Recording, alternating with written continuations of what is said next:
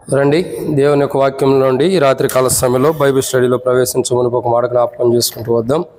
రండి దేవుని యొక్క వాక్యాన్ని చూసినట్టయితే ప్రేమైన దేవుని బిడ్డలారా, బైబిల్లో కొన్ని విషయాలు మనం జ్ఞాపకం చేసుకుంటూ రావచ్చు. గత కొన్ని వారాలుగా మనం చూస్తూ వస్తున్నాం. అపోస్తలుడైన పౌలు ఎఫెసీయులకు రాసినటువంటి పత్రిక 5వ అధ్యాయం.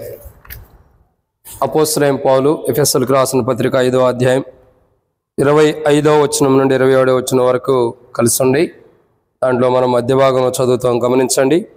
పరిశుద్ధమైనది గాను నిర్దోషమైనది గాను మహిమ గల సంఘము గాను ఆయన తన ఎదుట దాన్ని నిలబెట్టవలనని వాక్యముతో ఉదక స్థానం చేత దాన్ని పవిత్రపరిచి పరిశుద్ధపరచుడికై దాని కొరకు తను తానే అప్పగించుకొనెను. కాబట్టి ఇక్కడ మనం జాగ్రత్తగా గమనించినట్లయితే ప్రేమ దేవుని బిడ్డారా, దేవుని యొక్క వాక్యం చూసినట్టయితే మహిమ గల సంఘము. కాబట్టి గత కొన్ని వారాల నుండి మనం దేవుని యొక్క వాక్యాన్ని చూస్తున్నాం. మహిమ గల సంఘముని గురించి కొన్ని మాటలు మనం జ్ఞాపకం చేసుకుంటూ వస్తున్నాం. ఈ మహిమ గల సంఘముని మనం చూస్తున్నట్టయితే ఇక్కడ ఒక మాట రాయబడుతూ వచ్చింది. ఏంటి మాట అంటే, మహిమ గల సంఘము అనంటే 4 స్త్రీల మీద ఆధారపడిందని మనం ఇంతకుముందు ధ్యానించుకుంటూ వచ్చాం.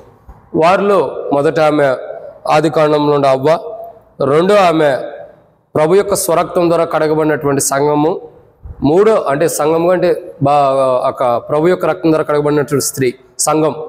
మూడోదిగా చూసినట్లయితే మనం చూస్తున్నాం కన్నడైన స్త్రీని ప్రకటన గ్రంథం 12వ అధ్యాయంలో. 4వ స్త్రీ ఎవరంటే మనం చూస్తూ వస్తున్నాము ప్రకటన గ్రంథంలో 19వ అధ్యాయం కానీ 21వ అధ్యాయంలో కానీ ఆ ప్రాంతంలో మనం చూస్తున్నట్లయితే గొర్రెపిల్ల భార్య అని చూస్తూ వస్తున్నాం. ఈ 4 పునాదులు, 4 స్త్రీలు మహిమగల సంఘానికి ఎంతో ప్రాధాన్యత కలిగిన వారుగా మనం గత దినాల్లో కొన్ని మాటలు జ్ఞాపకం చేసుకుంటూ వచ్చాం. అయితే ఇప్పుడు అవన్నీ రిమైండ్ చేయడానికి తరుణం లేదు కాబట్టి తగిన సమయంలో కొన్ని మాటలు మనం జ్ఞాపకం చేసుకుంటూ వద్దాం. ఏంటి ఆ మాటలు అంటే, గత వారం అంత ముందుగా ఒక 3 వారాలు మనం అవ్వ యొక్క జీవితాన్ని జ్ఞాపకం చేసుకుంటూ వస్తున్నాం. ఎందుకంటే మొదటి స్త్రీ ఆమె యొక్క జీవితంలో పార్ట్ 1 చూస్తున్నాం, ఇంకా చాలా ఉన్నాయి. అవ్వ యొక్క జీవితాన్ని చూసినట్టయితే ఆదాము అవ్వని మరి ఈ యొక్క జీవితంలో మానవుని సృజించటంలో దేవునికి ఉన్న సంపూర్ణమైన ఉద్దేశం ఏంటన్నది మనం కొన్ని మాటలు జ్ఞాపకం చేసుకుంటూ వచ్చాం. మానవుని సృజించటంలో దేవునికి ఉన్న ఉద్దేశం ఏంటన్నది మనం బైబిల్లో కొన్ని విషయాలు మనం జ్ఞాపకం చేసుకుంటూ వచ్చాం. దాంట్లో ఒక మాట ఏంటంటే, మానవుని సృజించటంలో దేవునికి ఉన్న ఉద్దేశం ఏంటంటే 7 విషయాలు మనం చూస్తూ వచ్చాం. అయితే దాంట్లో లాస్ట్ వీక్ 3వ మాటను మనం జ్ఞాపకం చేసుకుంటూ వచ్చాం. ఆ 3వ మాట చూసినట్టయితే యోహాను సువార్త 15వ అధ్యాయం 2వ వచనం రాయబడుతూ వచ్చింది, ఆయనలో ఫలించాలని. ఇక 2వ మాటను చూసినట్టయితే మరి యోహాను సువార్త 15:2 ప్రకారం ప్రతి తీగ ఫలించాలని మనం చూస్తూ వచ్చాం. ఇక 3వ మాటను మనం చూస్తున్నట్లయితే యోహాను సువార్త 15వ అధ్యాయం 2వ వచనం ప్రకారం పారవేయని తీగగా ఫలించాలని. ఇక 4వదిగా చూసినట్లయితే యోహాను సువార్త 15వ అధ్యాయం 2వ వచనం ప్రకారం ఫలించే తీగగా ఫలించాలని. ఇక 5వ మాటను మనం చూసినట్లయితే యోహాను సువార్త 15వ అధ్యాయం 12వ వచనం ప్రకారం మరి అధికముగా ఫలించాలి. ఇక 6వ మాట మనం చూసినట్టయితే ప్రియమైన దేవుని బిడ్డలారా పనికొచ్చే తీగగా ఫలించాలని. 7వ మాట చూసినట్టయితే యోహాను సువార్త 15:2 ప్రకారం తీసివేయని తీగగా మనం ఫలించాలన్నది గత మరి బైబిల్ స్టడీలో మనం జ్ఞాపకం చేసుకుంటూ వచ్చాం. గడిచిన బైబిల్ స్టడీలో ఈ వారం మనం చూసేటటువంటి ఒక మాట ఏంటనంటే, దేవుని యొక్క వాక్యాన్ని చూసినట్టయితే కొన్ని విషయాలు రాయబడుతూ వచ్చినాయి. ఈ మాటలో మనం చూసినట్టయితే ఆదికాండం 1వ అధ్యాయంలో మనం జాగ్రత్తగా గమనించినట్టయితే ప్రేమ దేవుని బిడ్డలారా కొన్ని విషయాలు రాయబడుతూ వచ్చినాయి. ఆదికాండం 1వ అధ్యాయం మనం చూసినట్టయితే రండి దేవుని యొక్క వాక్యం చూస్తున్నాం. ఆదికాండం 1వ అధ్యాయం 27, 28 వచనాలు. ఆదికాండం 1వ అధ్యాయం 27, 28 వచనాలు. దేవుడు తన స్వరూపమందు నరుని సృజించెను, దేవుని స్వరూపమందు మానవుని సృజించెను, స్త్రీని గాను పురుషుని గాను వారిని సృజించెను. దేవుడు వారిని సృజించి ఆశీర్వదించి, మీరు ఫలించండి, అభివృద్ధి పొంది విస్తరించి భూమిని నిండించి దానిని లోపరుచుకునడి సముద్రపు చేపలను ఆకాశ పక్షులను భూమి మీద ప్రాకు ప్రతి జీవిని ఎరుడని వారితో చెప్పాను. కాబట్టి ఇక్కడ మనం దేవుని యొక్క వాక్యాన్ని చూసినట్టయితే ప్రేమ దేవుని బిడ్డలారా బైబిల్లో కొన్ని విషయాలు మనం ఇక్కడ జాగ్రత్తగా గమనించాలి. ఏంటి ఇక్కడ రాయబడినటువంటి మాట ఏంటంటే, దేవుని యొక్క వాక్యం మనకు చెప్పబడినటువంటి మాట ఇక్కడ గత వారం మనం చూస్తూ వచ్చాం. మానవుడు ఫలించాలని దేవుడు ఏం చేశాడు, మానవుడిని సృజించినటువంటి విధానాన్ని మనం చూస్తూ వస్తున్నాం. కాబట్టి ఇక్కడ దేవుని యొక్క వాక్యాన్ని చూసినట్లయితే మొదటిగా ఆయన సృజించిన విధానం చూడగా ఆయన స్వరూపంలో సృజించుకున్నాడు.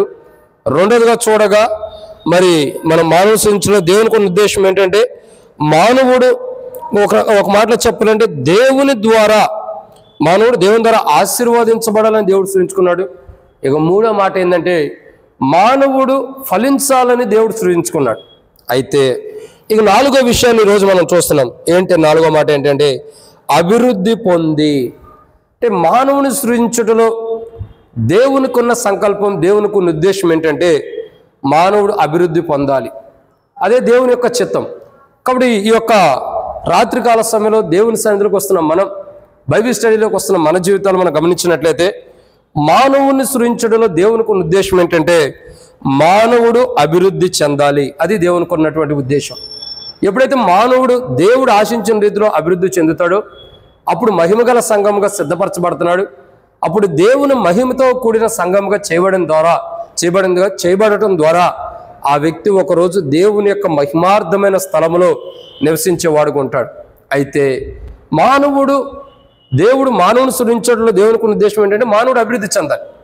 కాబట్టి మానవుడు ఏ సందర్భాల్లో అభివృద్ధి చెందాలి, లేదా మానవుడు అభివృద్ధి చెందవలసిన విషయాలు అని అంటే మనం కొన్ని విషయాలు మనం ధ్యానించవచ్చు. వాటిని ధ్యానించే మునుపు ప్రభు నడిపింపు కొరకు చిన్న ప్రార్థన.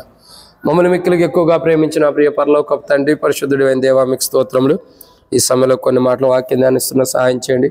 దాసుడి కానీ యజమానుడి వైపు చూస్తున్నట్లు, దాసుడు కానీ యజమానుడి వైపు చూస్తున్నట్లు మా కళ్ళని మీ వైపు వీక్షిస్తున్న సహాయం మన గురించి మహిమ పొందండి.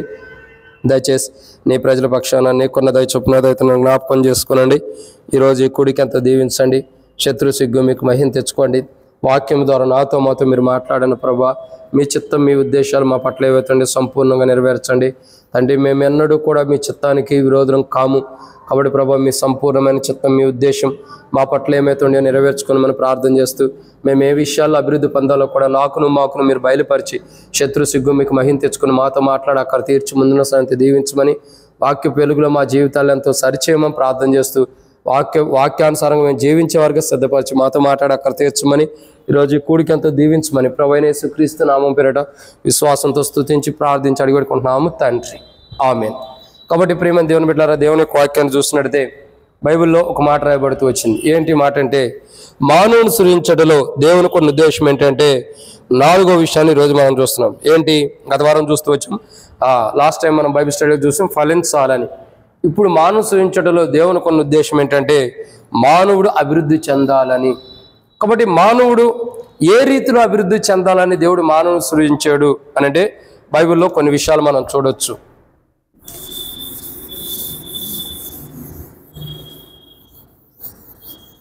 మానవుడి యొక్క జీవితంలో మానవుడు ఏ రీతిలో అభివృద్ధి చెందాలని దేవుడు సృజించాడంటే బైబిల్లో మనం కొన్ని విషయాలు జాగ్రత్తగా గమనాన్ని తీసుకొచ్చుకొని మనం ధ్యానించవచ్చు. అయితే దాంట్లో ఒక విషయాన్ని చూద్దాం.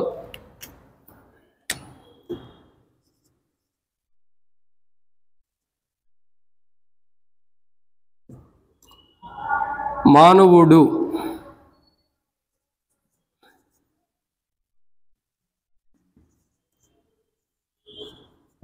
అభివృద్ధి చెందాలని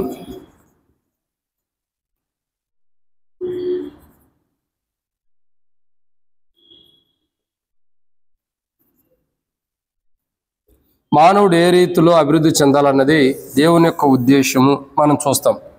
మానవుడు ఏ రీతిలో అభివృద్ధి చెందాలని దేవుని యొక్క ఉద్దేశం ఉందంటే దేవుని యొక్క ఉద్దేశం ఉందంటే మనం ఒక 7 విషయాలు మనం చూడొచ్చు. దాంట్లో మొదటి మాటను మనం జ్ఞాపకం చేసుకున్నట్లయితే ప్రియమైన దేవుని బిడ్డలారా, మొదటి విషయాలు మనం చూస్తాం. ఆదికాండం 26వ అధ్యాయం 13వ వచనం.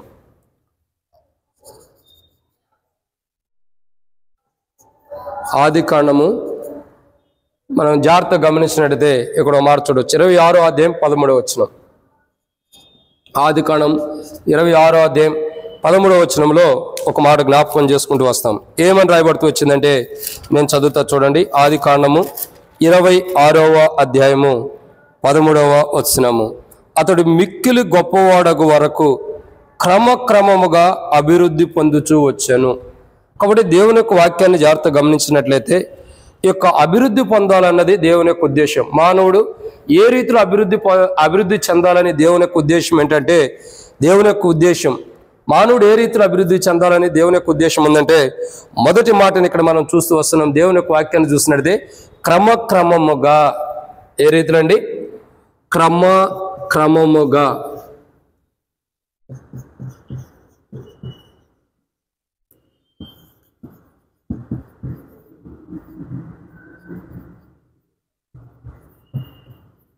కాబట్టి మానవుని యొక్క జీవితంలో మానవుడు ఏ రీతిలో అభివృద్ధి చెందాలని దేవుని యొక్క ఉద్దేశం ఏంటంటే, ఏ రీతిలో మానవుడు అభివృద్ధి చెందాలంటే క్రమక్రమముగా అభివృద్ధి చెందాలన్నది దేవుని యొక్క ఉద్దేశం. కాబట్టి ఈ ఉదయకాల సమయంలో క్షమించండి, ఈ యొక్క రాత్రికాల సమయంలో దేవుని సన్నిధిలోకి వస్తున్న మనం, ఈ సమయంలో బైబిల్ స్టడీకి వస్తున్న మన జీవితాల్లో మనం జాగ్రత్త గమనించినట్లయితే, మన జీవితాల్లో జాగ్రత్త ప్రశ్నించుకున్నట్లయితే, ప్రియమైన దేవుని బిడ్డలారా, మనం ఎంతగా అభివృద్ధి చెందుతున్నాం? బైబిల్ సెలవిస్తూ వస్తుంది కదా, అసలు మానవుని సృష్టించడంలో దేవునికి ఉన్న ఉద్దేశం ఏంటంటే మానవుడు అభివృద్ధి చెందాలన్నది దేవుని యొక్క ఉద్దేశం. మానవుడు ఏ రీతిలో అభివృద్ధి చెందాలంటే మానవుడు క్రమక్రమంగా అభివృద్ధి చెందాలి. చాలా మంది మానవుల యొక్క జీవితాలు ఎలా ఉంటాయంటే ఒకే ఆలోచన ఉండేది. చాలా మంది యొక్క జీవితాలు చూడగా అనేక మంది యొక్క జీవితాలు ఎలా ఉంటాయంటే క్రమక్రమంగా అభివృద్ధి చెందకోకుండా చాలా మంది యొక్క క్రైస్తవులు కానీ విశ్వాసులు కానీ వారి జీవితాలు చూడగా ఒకేసారి నిచ్చెనెక్కాలి అనుకుంటారు. అంటే చాలా మంది యొక్క జీవితాలు మనం పరీక్షించినట్టయితే, చాలా మంది యొక్క విశ్వాసుల యొక్క జీవితాలు మనం చూసినట్టయితే క్రమక్రమంగా అంటే మెల్లగా మెల్లగా ఒకదానికి ఒకటి ఎక్కుంటే అట్లా మెల్లగా ఎక్కవలసిన వారు క్రమక్రమంగా అంటే ఒకదాని తర్వాత ఒకటి, ఫస్ట్ ఒకటి, second, third, fourth, fifth, sixth, seventh, eighth, ninth, 10th అట్లా అంటే 1 by 1 ఒకదాని తర్వాత ఒక క్రమముగా అంటే ఒక క్రమం తప్పుకోకుండా చక్కగా మానవుడు అభివృద్ధి చెందాల్సినటువంటి విధానంలో మానవుడిని దేవుడు సృజిస్తూ వచ్చాడు. అంటే మానవుని సృజించడంలో దేవునికి ఉన్న ఉద్దేశం ఏంటంటే ఇదే. ఏంటి ఆ ఉద్దేశం? మానవుడు క్రమక్రమంగా అభివృద్ధి చెందాలి. అంటే ఫస్ట్ ఒకటి, second point, third point, fourth point, 5th, 6th, 7th, 8th, 9th, 10th అంటే 1 by 1 అంటే ఒకదాని తర్వాత ఒకటి క్రమముగా అభివృద్ధి చెందాలన్నదే దేవుని యొక్క ప్రణాళిక. అంతేగాని ఒకేసారి మానవుడు అభివృద్ధి చెందాలనుకుంటే ఏమైంది? చూడండి, బాబేలు గోపురం ఉంది, ప్రజలందరూ బాబేలు గోపురం కడుతున్నారు. ఒకసారి ఆకాశానికి ఎక్కిపోవాలనుకున్నారు, అది సాధ్యమైందా? లేదు. ఎందుకు లేదు? ఎందుకంటే వారి జీవితాల్లో క్రమంగా కట్టుకుంటున్నటువంటి క్రైస్తవ జీవితం లేదు, క్రమక్రమంగా దేవుళ్ళు కట్టుకుంటున్నటువంటి విశ్వాస జీవితం లేదు. వారు ఏమనుకుంటున్నారంటే ఒకసారి మనం ఆకాశానికి ఎక్కిపోవాలి, ఒకేసారి మనం ఆకాశంలో ఉండిపోవాలి, ఒకేసారి ఆకాశానికి ఎక్కిపోవాలన్న రీతిలో వారు ఏం చేస్తున్నారు? బాబేలు గోపురాన్ని కడుతున్నారు. అసలు క్రమక్రమంగా వారి యొక్క జీవితాలు ఏంటంటే దేవునిలో ఉంటే, దేవునిలో స్థిరత్వం కలిగి ఉంటే, బాబేలు గోపురం మీద పెట్టినంత మనసు దేవునిలో పెడితే, ఆ బాబేలు గోపురాన్ని కట్టడానికి పెట్టినంత మనసు క్రీస్తులో పెట్టుకుని ఉంటే, దేవునిలో వారు మనసు పెట్టుకుని ఉంటే దేవుడే వారిని క్రమక్రమంగా అభివృద్ధి పరుస్తూ దేవుడు ఏం చేస్తూ వచ్చేవాడు? తన రాజ్యంలో వారిని చేర్చుకునేవాడు. కానీ ఇక్కడ మనం జాగ్రత్త గమనించాల్సినటువంటి కోణం ఏంటంటే, ప్రియమైన దేవుని బిడ్డలారా, దేవుని యొక్క వాక్యాన్ని మనం జాగ్రత్త గమనించినట్టే ఒక శ్రేష్టకరమైన మాటను ఇక్కడ మనం చూస్తూ వస్తున్నాం. ఏంటి మాట ఏంటంటే, దేవుని యొక్క వాక్యం అంటుంది కదా, ఇక్కడ క్రమక్రమంగా అంటే క్రమక్రమంగా అభివృద్ధి పొందినటువంటి అనుభవాన్ని మనం చూస్తూ వస్తున్నాం. కాబట్టి ఈ రాత్రికాల సమయంలో బైబిల్ స్టడీకి వచ్చిన మన జీవితాల్లో, బైబిల్ స్టడీలో పాల్గొన్న మన జీవితాలు మనం గమనించినట్లయితే ప్రతి క్రైస్తవుడు కూడా అంటే మారుమోస్ బాప్తిసం పొంది రక్షించబడిన ప్రతి క్రైస్తవుడు కూడా, మారుమోస్ పొందిన ప్రతి క్రైస్తవుడు కూడా, విశ్వాస జీవితంలో ముందరకెళ్తున్న ప్రతి క్రైస్తవుడు కూడా దేవుని యొక్క ప్రణాళిక ఏంటంటే క్రమక్రమంగా ఆ వ్యక్తి అభివృద్ధి పొందాలన్నదే దేవుని యొక్క ఉద్దేశం. క్రమక్రమంగా అంటే ఒకదాని తర్వాత ఒకటి ఆ వ్యక్తి ఎదుగుతూ క్రమక్రమంగా వెళుతూ అతని జీవితంలో ఎన్నో ఆశీర్వాదాలు పొందుకోవాలి, ఎంతో తన అభివృద్ధి పొందాలన్నది దేవుని యొక్క ఉద్దేశం. కానీ ఆ ఉద్దేశాన్ని మానవుడు పోగొట్టుకున్నాడు, ఆ ఉద్దేశాన్ని మానవుడు చెరిపేసుకుంటూ వచ్చాడు. దేవుని యొక్క చిత్తంలో, దైవ సంకల్పంలో, దేవుని యొక్క ఉద్దేశంలో మానవుడు క్రమక్రమంగా అభివృద్ధి పొందాల్సిన మానవుడు ఒకేసారి ఆకాశానికి ఎక్కిపోవాలనుకుంటున్నాడు. అందుకే మానవుడి జీవితంలో ఒక మనిషి కానీ ఒక క్రైస్తవుని యొక్క జీవితంలో మనం అభివృద్ధి పొందకపోవడానికి కారణం ఇదే. మనం అభివృద్ధి ఎందుకు పొందలేకపోతున్నామంటే క్రమక్రమంగా ఎదిగేదాన్ని మనం చోట్ల ఒకసారిగా నేను ఆకాశానికి ఎక్కిపోవాలి, ఒకసారి నేను మేఘం మీద కొనుక్కోబడాలి, ఒకేసారి నేను ఆశీర్వాదాలు పొందాలి, ఒకేసారి నేను ధనవంతుడిని అవ్వాలి అంటే క్రమక్రమంగా అభివృద్ధి పొందే జీవితాన్ని మనం కోరుకోవట్లా. మనం ఏం కోరుకుంటున్నామంటే ఒకేసారి నేను ఆకాశానికి ఎక్కిపోవాలన్నట్టుగా మనం కోరుకుంటున్నాం. తద్వారా మన జీవితాల్లో ఎంతో నష్టాన్ని మనం తెచ్చుకునేవారు ఉంటున్నాం. కాబట్టి ప్రియమైన దేవుని బిడ్డలారా, ఈ బైబిల్ స్టడీలో మనం చూసినట్టయితే దేవుని యొక్క వాక్యం మనకు సెలవిచ్చబడుతున్నమాట. మానవుని సృజించడంలో దేవునికి ఉన్న ఉద్దేశం ఏంటంటే మానవుడు అభివృద్ధి చెందాలని దేవుడు మానవుని సృజించాడు. మానవుడు ఏ రీతిలో అభివృద్ధి చెందాలని దేవుని యొక్క ఉద్దేశం అంటే మానవుడు క్రమక్రమంగా అభివృద్ధి చెందాలి. ఎలాగో క్రమక్రమంగా అంటే మానవుడి జీవితంలో వన్ బై వన్ ఒకదాని తర్వాత అభివృద్ధి పొందాలన్నదే దేవుని యొక్క ఉద్దేశం. కానీ ఈ సంపూర్ణమైన దేవుని ఉద్దేశాన్ని మానవుడు పోగొట్టుకున్నాడు. తన యొక్క ఉద్దేశాన్ని బట్టో, తన జీవితాన్ని బట్టో, తన యొక్క పాప జీవితాన్ని బట్టో, తన యొక్క లోకపు జీవితాన్ని బట్టో, వద్దన్న పని చేయటాన్ని బట్టో, అనేకమైన విధానాన్ని బట్టి మానవుడు ఏం చేస్తూ వచ్చాడు? మానవుని యొక్క జీవితంలో ఏదైతే క్రమక్రమంగా అభివృద్ధి పొందాలో దాన్ని పోగొట్టుకుంటూ వచ్చాడు. ఆ స్థితిని పోగొట్టుకుంటూ వచ్చాడు. ఒకేసారి గొప్పవారు అవ్వాలని చూడండి. ఆదాము అవ్వ దగ్గరికి వచ్చి సాతాను అంటుంది కదా, మీరు ఈ పండు తింటే, సాతాను అంటున్నాడు మీరు ఈ పండు తింటే మీరు దేవదూతల వలె అవుతారన్నాడు. ఆల్రెడీ దేవుడు తన స్వరూపంలో సృజించుకున్నాడు. దేవుడు తన స్వరూపంలో సృజించుకున్నప్పుడు దేవదూతల కంటే ఘనమైన రీతిలోనే దేవుడు మనం సృజించుకున్నాడు కదా. మరి ఇంకా దేవదూతల్లాగా ఎక్కిపోవాలి, దేవదూతలాగా అవ్వాలన్న ఆశ ఎందుకు వచ్చింది? ఎందుకంటే దేవుడు చెప్పిన మాటను త్రోసివేసి వాళ్ళందరికీ వాళ్ళు అభివృద్ధి పొందాలని ఇష్టపడ్డారు కాబట్టి ఈ నష్టాన్ని తెచ్చుకుంటున్నారు. కాబట్టి ఈ యొక్క రాత్రికాల సమయంలో బైబిల్ స్టడీలో ఉండే మన జీవితాల్లో మనం గమనించాలి. ఏంటి ఆ మాట అంటే మనం క్రమక్రమముగా అభివృద్ధి చెందాలి. ఇది మొదటి మాట.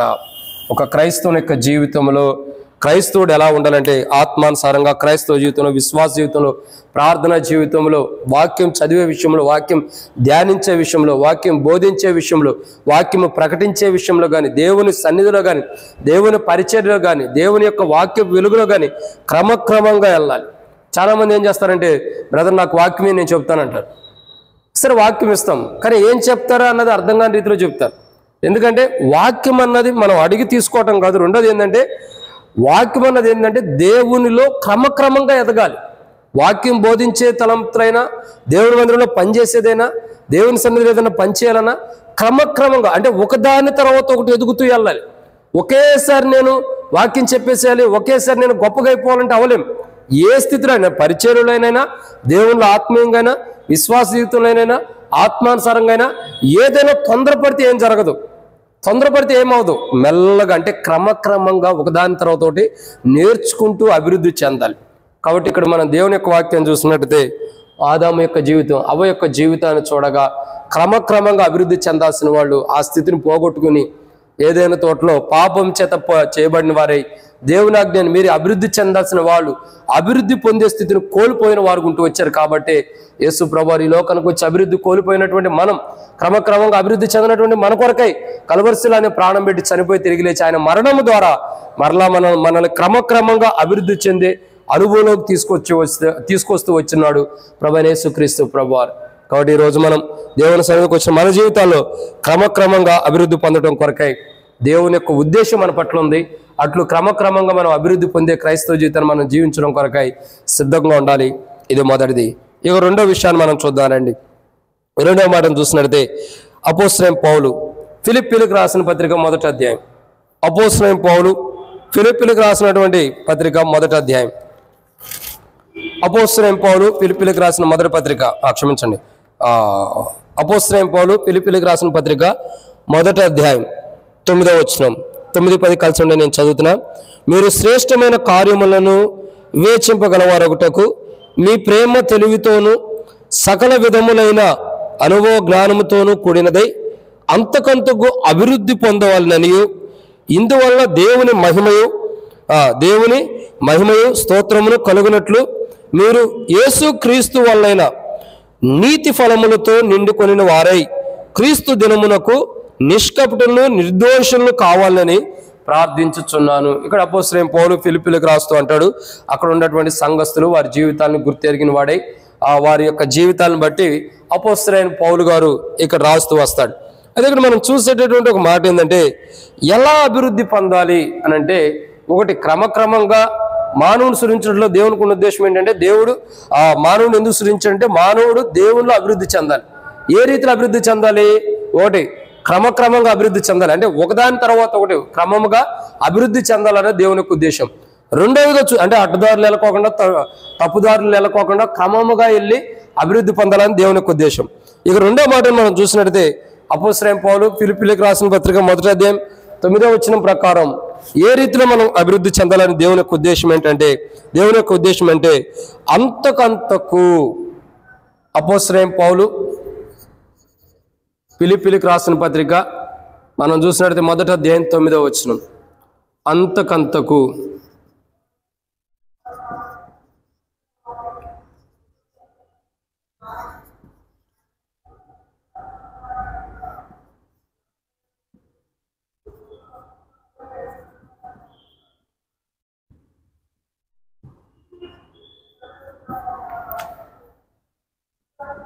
కాబట్టి అంతకంతకు అభివృద్ధి పొందాలి లేదా చెందాలి. కాబట్టి దేవుని యొక్క వాక్యాన్ని చూసినట్లయితే ఇక రెండవ మాటను మనం చూస్తున్నాం. అంతకంతకు అంటే అర్థం ఏంటి అంటే ఒకటి ఉందంటే దానికి ఇంకొక రెట్టింపు మనం చేసుకుంటూ రావాలి. అంటే ఇక్కడ మనం జాగ్రత్తగా గమనించినట్లయితే ఒక మాట మనం అర్థం చేసుకుంటే అంతకంతకు అంటే అర్థం ఏంటంటే ఒకటికి 5 తలాంతులు ఇవ్వబడినాయి, ఒకటికి 5 తలాంతులు ఇవ్వబడినాయి, ఒకటికి 2 ఇవ్వబడినాయి, ఒకటికి 1 ఇవ్వబడింది. 5 ఉన్నవాడు 10 చేసుకున్నాడు, 2 ఉన్నవాడు 5 చేసుకున్నాడు అనుకోండి, 1 ఉన్నవాడు దాచిపెట్టుకున్నాడు 0. కాబట్టి ఇక్కడ అంతకంతకు అభివృద్ధి చెందింది ఎవరు? 5 ఉన్న వ్యక్తి తనకిచ్చిన దాన్ని ఇంకా అంతకంతకు చేసుకోగలిగాడు. 2 ఉన్నవాడు ఇంకా తనకు ఇచ్చిన దాన్ని అంతకంతకు చేసుకోగలుగుతూ వచ్చాడు. కానీ 1 ఉన్నవాడు ఏం చేసుకోలేకుండా 0లో ఉంటూ వచ్చాడు. అంటే అంతకంతకు అభివృద్ధి చెందటం అంటే అర్థం ఏంటంటే ఇప్పుడు ఏదైతే ఉందో దానికంటే రెట్టింపు 2 అంతలు మనం అభివృద్ధి చెందాలి. మనం చూడండి, ఒక వ్యక్తిని బైబిల్లో అంతకంతకు అభివృద్ధి చెందిన ఒక వ్యక్తిని మనం చూడగలుగుతాం. ఎవరా వ్యక్తి అని అంటే ఎలీషా యొక్క జీవితాన్ని మనం చూస్తూ వస్తున్నాం. దైవజనుడు అనేటువంటి ఎలీషా యొక్క జీవితం. దైవజనుడు ఎలీషాని మనం చూడండి, ఎలీషా యొక్క జీవితాన్ని మనం జాగ్రత్తగా గమనించినట్లయితే ఆ దైవజనుడు అనేటువంటి ఎలీషా యొక్క జీవితము మనకు ఎన్నో పాఠాలు నేర్పిస్తూ వస్తుంది. ఆ దైవజనుడు చూడండి, ఒక ఆత్మీయ జీవితం కలిగినప్పుడు ఒక దైవజనుడి ద్వారా అభిషేకించబడిన వ్యక్తిగా ఉన్నప్పటికీ, ఎంతో ఆశీర్వాదం పొందిన వ్యక్తిగా ఉన్నప్పటికీ 2 పాయింట్లు ఆత్మ కోసం ఎదురు చూస్తూ వస్తున్నాడు. అంటే తనకున్నది కాకుండా ఇంకొక అధికమైనటువంటి అభివృద్ధి పొందడానికి ఇష్టపడుతున్నాడు.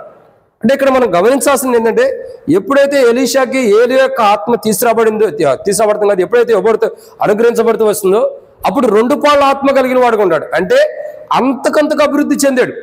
ఒక ఆత్మీయ జీవితం ఉంటే దాన్ని 2 అంతలు చేసుకోగలిగాడు. అంటే ఇక్కడ అంతకంతకు అభివృద్ధి చెందటం అంటే ఇదే. ఒక ఆత్మీయ జీవితం ఉందంటే దాన్ని 2 అంతలు చేసుకోవాలి. ఒక ప్రార్థన జీవితం ఉందంటే దాన్ని 2 అంతలు చేసుకోవాలి. మందిరాన్ని 2 ముక్కలు చేయటం కాదండి. అర్థమవుతూ వస్తుందండి? మందిరాన్ని 2 ముక్కలు చేయటం కాదు. మందిరాన్ని 2గా చేసుకోవాలి, అభివృద్ధి చేసుకోవాలంటే మందిరాన్ని 2 ముక్కలు చేయమని కాదు, మందిరాన్ని 2 భాగాలుగా విభజించమని కాదు. ఇక్కడ మనం గమనించాల్సినటువంటి ఒక కోణం ఏంటంటే అంతకంతకు అని అంటే అర్థం ఏంటంటే ప్రియులారా, ఒక 2 రూపాయలు ఉండే అనుకోండి, దాన్ని 4 రూపాయలు చేసుకోవాలి. 5 రూపాయలు ఉండే అనుకో, దాన్ని 10 రూపాయలు చేసుకోవాలి. 10 రూపాయలు ఉంటే దాన్ని 20 రూపాయలు చేసుకోవాలి. అంటే ఇక్కడ ఒక ఎగ్జాంపుల్ చెప్పబడుతుంది. అంటే దేవుడు నీకు ఇచ్చిన దాన్ని డబల్ చేసుకోవాలి. ఏదైతే దేవుడు నీకు ఇస్తూ వస్తున్నాడో, ఏదైతే ఆశీర్వాదాలు ఇస్తున్నాడో, అది ప్రార్థన, ఆరాధన, దేవుని సన్నిధిలో గడపటమా, దేవుని సన్నిధిలో విశ్వాస జీవితంలో ఉంటామా, దేవుని స్తుతించడమా, దేవుని మహింపరచడమా, ఏ ఆశీర్వాదాన్ని అయితే దేవుడు నీకు ఇచ్చాడో దాన్ని అంతకంతకు చేసుకురావాలి. దాన్ని ఏం చేయాలి? అంతకంతకు చేసుకోవాలి. ఇప్పుడు 2 తలాంతులు నీకు ఇస్తే దాన్ని 4 చేసుకో, లేదా 3 అన్నా చేయి, కొంతకన్నా అభివృద్ధి అవుతున్నట్టు. లేదా 2కు 2 చేయాలా, అది అంతకంతకు అవుతున్నట్టు. అంటే 2 రూపాయలు దేవునికి ఇస్తే దాన్ని 4 రూపాయలు చేసావు, 5 రూపాయలు దేవునికి ఇస్తే 10 రూపాయలు చేసావు. తద్వారా నీకేం చేయబడుతుంది? నీకు ఇచ్చిన ఆశీర్వాదాల్లో అంతకంతకు అభివృద్ధి చేసుకుంటున్నావు కాబట్టి, ఇవ్వబడిన దాన్ని డబల్ చేసుకుంటున్నావు కాబట్టి ఏమంటున్నాడు? నీకు 5 రూపాయలు ఇస్తే 10 రూపాయలు చేసావు కాబట్టి నువ్వు 10 పట్టణాల మీద అధికారివై ఉండమంటున్నాడు. అంటే ఇక్కడ దేవుని యొక్క ఉద్దేశం, మానవుని సృజించడంలో దేవునికి ఉన్న సంపూర్ణమైన ఉద్దేశం ఏంటంటే ఇదే. ఏంటి ఆ ఉద్దేశం? మానవుడు క్రమక్రమంగా ఏ రీతిలో మానవుడు అభివృద్ధి పొందాలని దేవుని యొక్క ఉద్దేశం. ఏ రీతిలో మానవుడు ఏ రీతిలో అభివృద్ధి చెందాలని దేవుని యొక్క ఉద్దేశం ఏంటంటే క్రమక్రమంగా అభివృద్ధి చెందాలా, 2 అంతకంతకు అభివృద్ధి చెందాలి. అంటే ఇవ్వబడిన దాన్ని డబల్ చేసుకుంటూ అభివృద్ధి చెందాలి. ఇవ్వబడిన తలంతులను డబల్ చేసుకోవాలి. ఒక మందిరాన్ని 2 భాగాలకు విభజించడం కాదండి, అట్లా కాదు. ఇవ్వబడిన తలాంతులను డబల్ చేసుకోవాలి. ఇప్పుడు దేవునికి 2 తలాంతులు ఇస్తే దాన్ని 4 తలాంతులు చేసుకో. దేవునికి 2 అంతల ఆశీర్వాదం ఇస్తే దాన్ని 4 అంతల ఆశీర్వాదం చేసుకోవాలి. అంటే అంతకంతకు ఇవ్వబడిన దానికి ఇంకెక్కువగా, అంటే నీకు ఇవ్వబడిన దాన్ని డబల్ చేసుకోవటము ఆ అభివృద్ధి కావాలని దేవుడు కోరుకుంటున్నాడు. ప్రియమైన దేవుని బిడ్డలారా, చాలా మంది యొక్క క్రైస్తవుల యొక్క జీవితాలు ఇది లేదు. ఈరోజు మనం బైబిల్ స్టడీకి వచ్చాం, దేవుని సన్నిధిలోకి వచ్చినాం, బైబిల్ స్టడీ వింటున్నాం. మన జీవితాల్లో, మన ఆన్లైన్లో కానీ మామూలుగా కానీ బైబిల్ స్టడీ వింటున్న మన జీవితాల్లో అంతకంతకు మనం అభివృద్ధి చెందాలి. అంటే మన క్రైస్తవ జీవితంలో, మన విశ్వాస జీవితంలో అంతకంతకు మనం అభివృద్ధి, అంటే ఇవ్వబడిన దానికంటే రెట్టింపు అభివృద్ధి ఎప్పుడైతే మనం పొందలేమో అప్పుడు నష్టపోయేవారు ఉంటాం. తద్వారా దేవుని ద్వారా కూడా ఎంతో నష్టాన్ని మనం తెచ్చుకునేవారు ఉంటాం. కాబట్టి ఈ యొక్క రాత్రికాల సమయంలో బైబిల్ స్టడీలు ఉంటున్న మనం గమనించాల్సిన కోణం ఏంటంటే అంతకంతకు అభివృద్ధి చెందాలి. అంటే ఇవ్వబడిన దానికంటే ఇంకెక్కువగా, ఎంత అయితే ఇవ్వబడిందో అంతకంతకంటే ఎక్కువగా అభివృద్ధి పొందేవారుగా. నీకు 2 రూపాయలు ఇస్తే 4 రూపాయల తలం, అంటే ఒక తలాంతి ఇస్తే దాన్ని 2 తలాంతులు చేసుకోవాలి. ఇవ్వబడిన దాన్ని డబల్ చేసుకోవాలంటే దాన్ని అంతకంతగాని కూడా మనం అనొచ్చు. అంతకంతకంటే అనేక కోణాలు కూడా వస్తాయి, ఒక్క కోణంలో మనం ధ్యానిస్తున్నాం.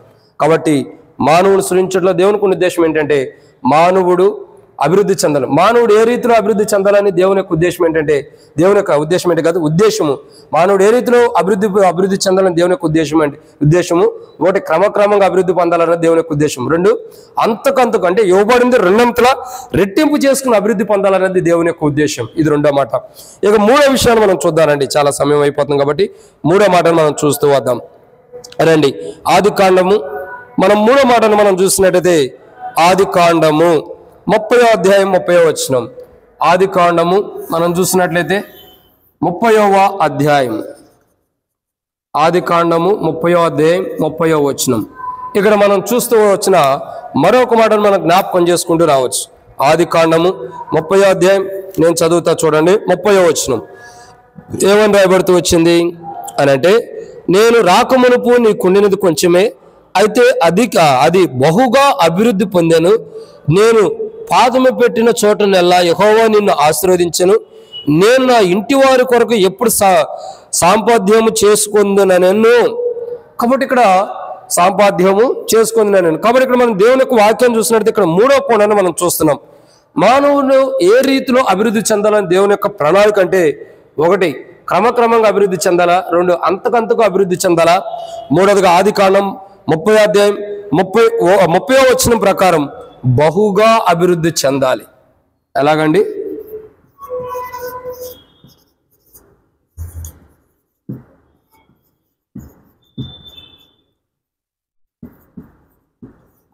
కాబట్టి అభివృద్ధి చెందాలని రాయొచ్చు, పొందాలి అని కూడా పెట్టవచ్చు.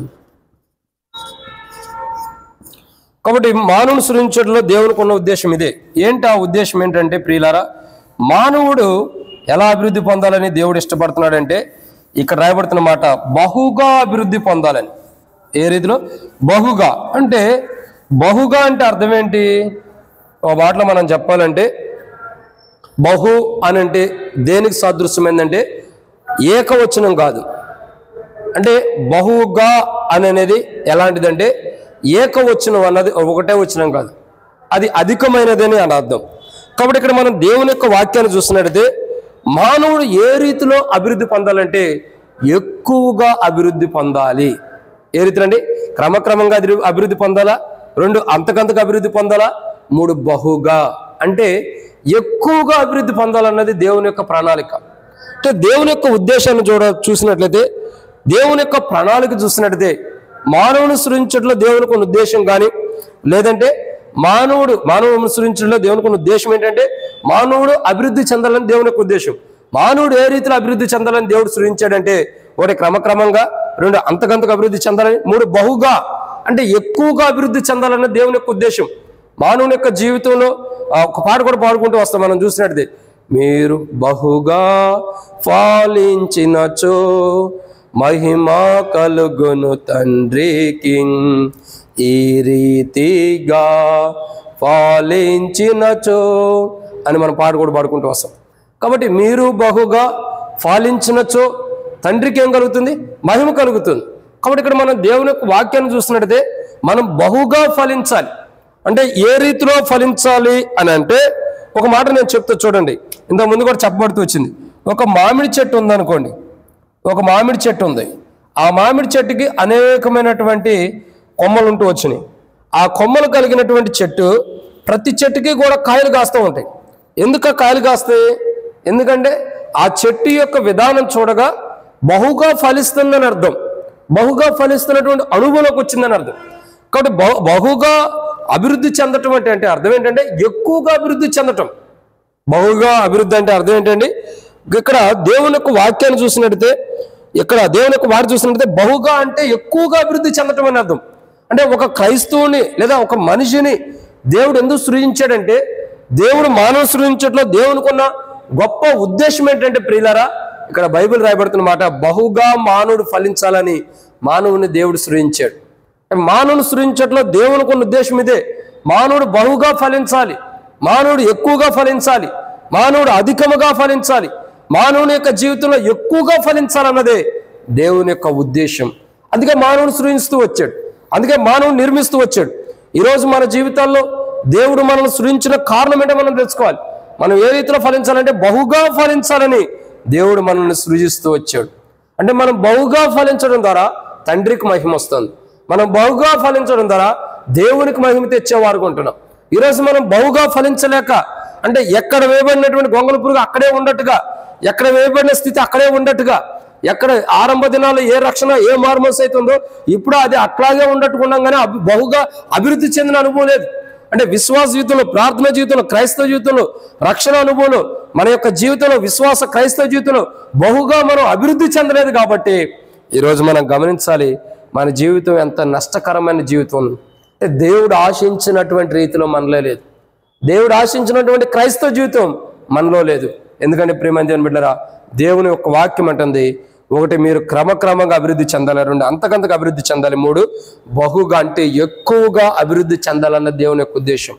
దేవుని ఉద్దేశం ఏంటంటే మనం ఎక్కువగా అభివృద్ధి చెందాలి, మనం ఎక్కువగా అభివృద్ధి చెందాలన్న దేవుని యొక్క ప్రణాళిక.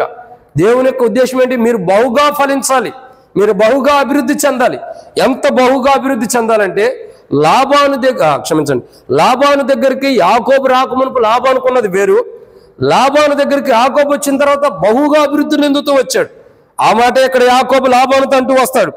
అయితే అది బహుగా అభివృద్ధి పొందెను. ఏది? నేను రాకమునుపు నీకు కలిగినది కొంచెమే, అయితే నేను వచ్చిన తర్వాత అయితే అది బహుగా అభివృద్ధి పొందాను. అంటే అక్కడ దేవుని ద్వారా అభివృద్ధి పొందుతున్న అనుభవం. ఇక్కడ దేవుని యొక్క ఉద్దేశం ఏంటంటే మానవుడు బహుగా అభివృద్ధి పొందాలని దేవుని ఉద్దేశం. లాబానుతో అదే చెప్తూ వస్తాడు యాకోబు. ఏమనంటే, మామయ్య నేను రాకమునుపు నీకు కొంచెమేముంది, నేను వచ్చిన తర్వాత దేవుడు నన్ను బట్టి నీకు బహుగా అభివృద్ధి చేస్తూ వచ్చాడు నిన్ను అని చెప్పి లాబాను చెప్తూ వస్తాడు.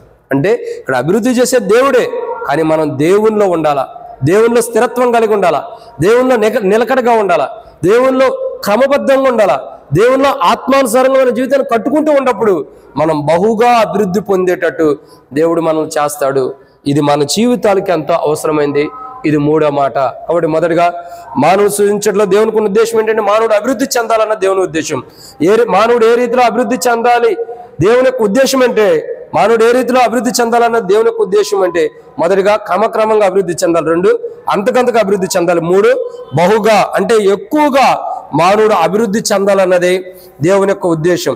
ఈ దేవుని యొక్క ఉద్దేశం ఏంటంటే మానవుడు ఎక్కువగా అభివృద్ధి పొందాలి, మానవుడు ఎక్కువగా అభివృద్ధి చెందాలన్నది దేవుని యొక్క ఉద్దేశం. ఆ దేవుని యొక్క ఉద్దేశం మానవుడి పట్ల ఎంత ఉందంటే మానవుడు ఎక్కువగా అభివృద్ధి పొందాలని దేవుని ఉద్దేశం ఉంటే మానవుడేమో తక్కువ స్థితిలోకి చేయబడుతున్నాడు. ఈ లోకము, లోకాశులు, శరీరాశులు, నేత్రాశులు, జీవోడంబపోటును బట్టి కానీ, శరీర కోరికలను బట్టి కానీ, శరీరాశులను బట్టి కానీ, లోకభాషలను బట్టి కానీ మానవుడు బహుగా ఫలించలేక అనేకమైన బంధకాల్లో ఇమిడిపోయి అనేకమైన బంధకాలను బట్టి అనేకమైన బంధకాల్లో బంధించబట్టడం ద్వారా బహుగా మానవుడు ఫలించలేక దేవుని ఆశీర్వాదాన్ని కోల్పోతూ వస్తున్నాడు మానవుడు. ఈ యొక్క రాత్రికాల సమయంలో బైబిల్ స్టడీకి వస్తున్న మన జీవితాల్లో మనం ఏ రీతిలో ఉన్నాం? మనం బహుగా ఫలించలేకపోతున్నామా? అసలు మనం క్రమక్రమంగా ఫలించలేకపోతున్నామా? ఒకదాని తర్వాత ఒకటి. రెండు, మనం మన జీవితాల్లో చూడగా అంతకంతకు మనం అభివృద్ధి చెందలేకపోతున్నామా? మూడు, మొదటిగా క్రమక్రమంగా అభివృద్ధి చెందలేకపోతున్నామా? రెండు, మనం అంతకంతకు అభివృద్ధి చెందలేకపోతున్నాం. మూడు, బహుగా అభివృద్ధి చెందలేకపోతున్నామా? కారణం ఏంటన్నది ఈ రాత్రికాల సమయంలో మనం పరీక్షించుకోవాలి. ఏది మనల్ని బంధిస్తుంది, ఏ బంధకాలు మనకు బంధకాలుగా ఉంటున్నాయి, ఏవి మనల్ని బంధిస్తూ వస్తున్నాయో దాన్ని యొక్క రాత్రికాల సమయంలో వాటి నుండి మనం విడుదల పొందడం కొరకై ప్రార్థించుకోవాలి. ఇది మూడో మాట. ఇక నాలుగో విషయాన్ని మనం చూద్దాం రండి. మానవుడు ఏ రీతిలో అభివృద్ధి చెందాలని దేవుని యొక్క ఉద్దేశము. మానవుడు ఏ రీతిలో చెందాలా అభివృద్ధి అంటే రండి నాలుగో మాట మనం చూసినట్లయితే ఆదికాండం 17వ అధ్యాయం 4వ మాటను మనం చూద్దాం. ఆదికాండము 17వ అధ్యాయం. మనం జాగ్రత్త చూసినట్టే ఆదికాండం 17వ అధ్యాయం 2వ వచనం. ఆదికాండము 17వ అధ్యాయం 2వ వచనంలో ఒక మాట రాయబడుతూ వచ్చింది. నేను చదువుతా చూడండి. ఆదికాండం 17వ అధ్యాయం 2వ వచనంలో ఒక మాట చూస్తూ వస్తున్నాం. నాకును నీకును మధ్య నా నిబంధన నియమించి నిన్ను అత్యధికముగా అభివృద్ధి చెందించేదనని అతనితో చెప్పాను. కాబట్టి ఎవరితో చెబుతున్నాడు దేవుడు? అబ్రహాముతో. ఏమని చెబుతున్నాడు? నిన్ను అత్యధికముగా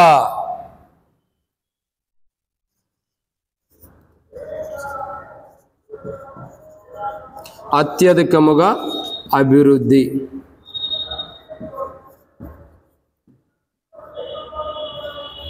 చెందాలి, పొందాలి. కాబట్టి ఇక్కడ దేవుని యొక్క ఉద్దేశం ఏంటంటే, మానవుని సృష్టించట్లో దేవునికి ఉన్న ఉద్దేశం ఏంటంటే మానవుడు అభివృద్ధి చెందాలి. మానవుడు ఏ రీతిలో అభివృద్ధి చెందాలంటే, ఒకటి క్రమక్రమంగా అభివృద్ధి చెందాలా, 2 అంతకంతగా అభివృద్ధి చెందాలా, 3 బహుగా అభివృద్ధి చెందాలి, ఇక 4వ మాట ఏంటంటే అత్యధికముగా అభివృద్ధి చెందాలి. ఏ రీతిలో మానవుడు అభివృద్ధి చెందాలండి? అత్యధికముగా. అంటే ఈరోజు మనం చూడాల్సినటువంటి 4వ కోణం ఏంటంటే, మానవుడి జీవితంలో అత్యధికముగా అభివృద్ధి చెందాలంట. అంటే అత్యధికం అంటే అర్థం ఏంటి? ఎంతో అధికమైనది, అంటే ఎంతో ఎక్కువగా మానవుడు అభివృద్ధి చెందాలి. ఈరోజు మానవుని యొక్క జీవితం చూడండి. దేవుడు మానవుడు ఎంతో అభివృద్ధి చెందుతాడని మానవుని కొరకు తన కుమారుని లోకానికి పంపి, ఆ కుమారుని యొక్క దేహానికి శిక్ష విధించి, ఆ కుమారుడు కలువరిశిలో ప్రాణం పెట్టేటట్టు చేసి, ఆ కుమారుని నలగొట్టడానికి ఆయన ఇష్టపడి, తన తండ్రి ఇష్టపడి, ఆ కుమారుని మీద మోపబడిన శిక్ష ద్వారా, ఆ కుమారుని మీద మోపబడినటువంటి అభియోగాల ద్వారా మన జీవితానికి విడుదల వస్తుంది, మన జీవితానికి విమోచన ఇస్తున్నాడు తండ్రి. మరి ఇంత గొప్ప కార్యం కుమారుడు ద్వారా దేవుడు జరిగిస్తుంటే, ఆ కలువరిశిలో యేసు ప్రభువు వారు ప్రాణం పెట్టి చనిపోయి తిరిగి లేచడం ద్వారా మన జీవితంలో అత్యధికంగా మనల్ని అభివృద్ధి పొందేవారుగా ప్రభు సిద్ధపరుస్తూ వచ్చాడు. కానీ ఈరోజు మన క్రైస్తవ జీవితం ఎలా ఉంది? ఈరోజు మన విశ్వాస జీవితం ఎలా ఉంది? ఈరోజు మన ప్రార్థనా జీవితం ఎలా ఉంది? ఈరోజు మనం దేవుళ్ళో ఎలా ఉంటూ వచ్చినాం? ఈరోజు దేవుళ్ళో మన క్రైస్తవ జీవితం ఎలా ఉంటుంది? అత్యధికమైన అభివృద్ధి మనం ఎందుకు పొందలేకపోతున్నాం? అత్యధికమైన అభివృద్ధిలోకి మనం ఎందుకు రాలేకపోతున్నాం? ఈరోజు నిజంగా దేవుని బిడ్డలుగా ఉన్నాం, దేవుని సన్నిధిలోకి వచ్చినాం, దేవుని సన్నిధిలో ఉంటూ వస్తున్నాం. అత్యధికమైన అభివృద్ధి మనం ఎందుకు పొందలేకపోతున్నాం? దేవుడు మనల్ని అత్యధికమైన అభివృద్ధి పొందాలనే కదా తన కుమారుని ఈ లోకానికి పంపించింది. ఆ కుమారుని యొక్క దేహమునకు సిలువ వేయబడి, ఆ దేహమునకు నలగొట్టబడి, ఆ దేహమునకు మరి తలకు ముళ్ళ కిరీటం పెట్టి ఆ దేహం దున్నబడిన కారణం ఏంటి? మనం అత్యధికంగా అభివృద్ధి పొందాలని. మన కోసం ఏదైతే ఏదైనా తోటలో ఆదాము పోగొట్టుకున్నాడు, ఆ అత్యధికమైన అభివృద్ధి క్రీస్తులో దేవుడు మనకి ఇవ్వడం కొరకు తన కుమారుని లోకానికి పంపి, ఆ కుమారుని యొక్క దేహానికి సిలువ వేయడానికి ఇష్టపడుతూ వచ్చాడు. ఆ కుమారుని యొక్క దేహాన్ని నలగొట్టడానికి ఇష్టపడుతూ వచ్చాడు. ఆ కుమారుని యొక్క దేహం మన కొరకై నలగొట్టబడడానికి ఇష్టపడుతూ వచ్చాడు. మరి ఇంత గొప్ప త్యాగం తన కుమారుడి ద్వారా మన కొరకు ఎందుకు చేశాడంటే, మనం క్రీస్తులో దేవునిలో అత్యధికముగా అభివృద్ధి చెందాలన్న దేవుని యొక్క ఉద్దేశం. దేవుని యొక్క ఉద్దేశం ఏంటంటే, మనం అత్యధికమైన విధానంలో అభివృద్ధి చెందాలి, ఎంతగానో అభివృద్ధి చెందాలి. అత్యధికమైన విధానం అంటే ఎంతగానో మనం అభివృద్ధి చెందాల్సిన వారికి ఉంటూ వచ్చాం. కానీ ఈరోజు మన జీవితాలు అది లేదు. అత్యధికమైన విధానంలో మనం అభివృద్ధి చెందలేకపోతున్నాం. అత్యధికంగా అభివృద్ధి చెందలేకపోవటానికి గల చెందకపోవటానికి గల కారణం ఏంటంటే, మనలో ఉన్న బలహీనతలు.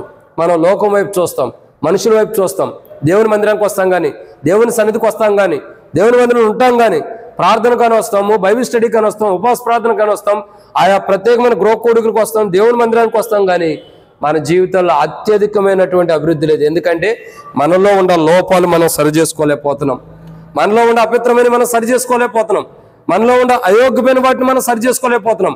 కాబట్టి మనం అత్యధికమైన అభివృద్ధి పొందలేకపోతున్నాం. ఈ యొక్క రాత్రికాల సమయంలో బైబిల్ స్టడీకి వచ్చిన మన జీవితాల్లో గమనించాల్సినటువంటి 4వ కోణం ఏంటంటే, మనం అత్యధికమైన అభివృద్ధి చెందాలన్న దేవుని యొక్క ఉద్దేశం. మొదటిగా మానవుని యొక్క జీవితంలో, మానవుని సృష్టించడంలో దేవునికి ఉన్న ఉద్దేశం ఏంటంటే, ఈరోజు 4వ మాట చూస్తున్నాం. మానవుని సృష్టించడంలో దేవునికి ఉన్న ఉద్దేశం ఏంటి? మానవుడు 4వ మాట ఇది.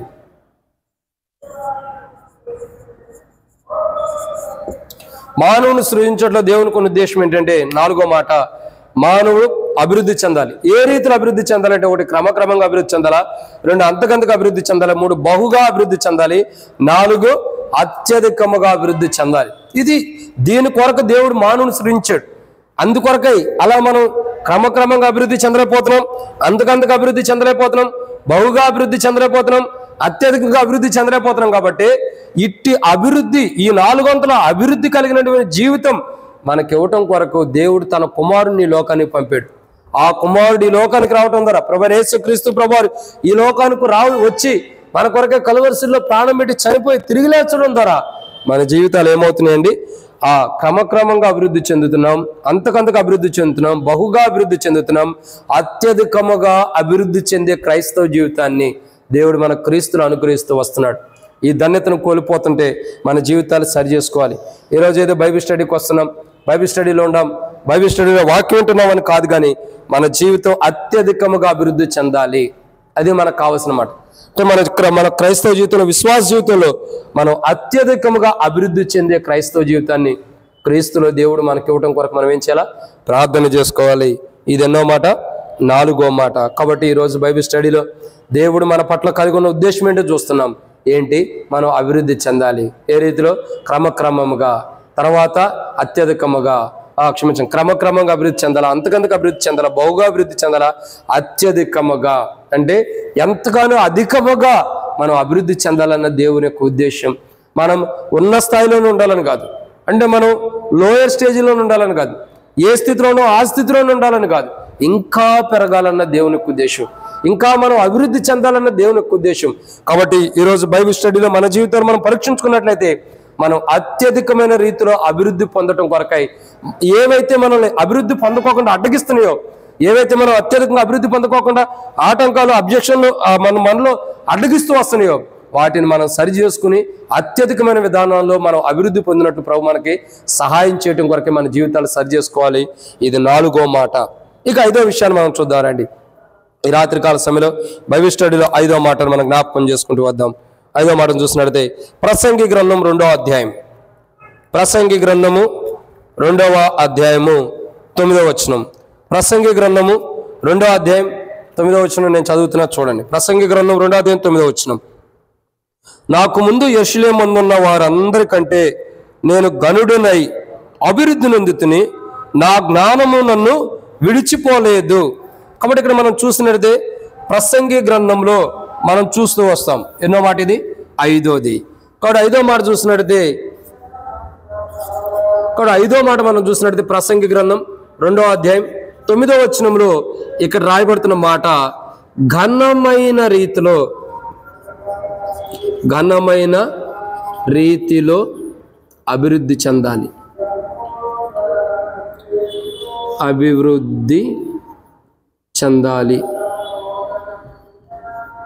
కాబట్టి ఇక్కడ మనం చూస్తూ వస్తున్న 5వ మాటను మనం చూసినట్లయితే మానవుడు ఏ రీతిలో అభివృద్ధి చెందాలి అని మనం జ్ఞాపకం చేసుకున్నట్లయితే ఇక్కడ రాయబడినటువంటి మాట ఏ రీతిలో అండి, ఇక్కడ మనం దేవుని యొక్క వాక్యం చూసినట్లయితే ప్రసంగి గ్రంథం 2వ అధ్యాయం 9వ వచనంలో ఏ రీతిలో మానవుడు అభివృద్ధి చెందాలా, ఘనమైన రీతిలో, గనుడనై అభివృద్ధి నొందితిని అంటున్నాడు. అంటే మానవుడు ఏ రీతిలో అభివృద్ధి చెందాలంటే ఘనమైన రీతిలో అభివృద్ధి చెందాలి. అంటే ఘనహీనమైన స్థితిలో అభివృద్ధి చెందకూడదు. అంటే ఘనహీనమైన స్థితిలో అని నేను ఎందుకు అంటున్నానంటే, ఘనహీనమైన పరిస్థితులకి అభివృద్ధి చెందకూడదు, ఘనమైన స్థితుల కొరకు అభివృద్ధి చెందాలి. చాలా వరకు ఘనహీనమైన స్థితుల కొరకు మనం అభివృద్ధి చెందుతాం, ఘనహీనమైన స్థితిలో అభివృద్ధి చెందుతాం. అంటే ఇక్కడ నేను చెప్పే మాట మీకు అర్థమవుతుందో లేదు ప్రేమ దేవుని బిడ్డలారా. ఘనహీనమైన పనులు అంటే, ఘనహీనమైన స్థితి అంటే కొన్ని ఉన్నాయి. దాంట్లో ఒకటి ఏంటి, పాపము, ఒకటి శరీరాశులు, నేత్రాశులు, ఇంకా అంటే కొన్ని అలవాట్లు ఉంటాయి, లోకపు ఆచారాలు, ఇంకా ఇట్లాంటివి. అంటే ఇవన్నీ ఘనహీనమైనవి. పాపము, శరీరాశ, నేత్రాశ, లోకపు ఆశలు, ఇంకా చూడంగా దేవుణ్ణి విడిచిపెట్టినటువంటి అనుభవాలు, ఇంకా చూడగా చాలా ఉంటూ వస్తాయి. ఇవన్నీ ఘనహీనమైన పనులు. అంటే బుద్ధిహీనుడు ఎలా చేస్తాడో అది ఘనహీనమైన వారి యొక్క జీవితం. కానీ ఈరోజు మనం ఏంటంటే వీటిల్లో అభివృద్ధి చెందకూడదు. పాపంలోనూ, శరీరాశిలో, నేత్రాశిలోనూ, లోకపు ఆశల్లోనూ, లోకపు ఆచారాల్లోనూ, లేదా దేవుని విడిచిన విషయాల్లోనూ అభివృద్ధి చెందకూడదు. ఇది ఘనహీనమైన స్థితి, ఇది ఘనహీనమైనటువంటి అనుభవం.